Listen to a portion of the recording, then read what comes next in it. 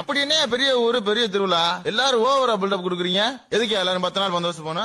sir நீங்க புதுசுனாலும் உங்களுக்கு தெரியல, உலகத்துல எந்த மூணு முடுக்கில் இருந்தா இந்த திருவிழாவுக்கு வந்து சேர்ந்து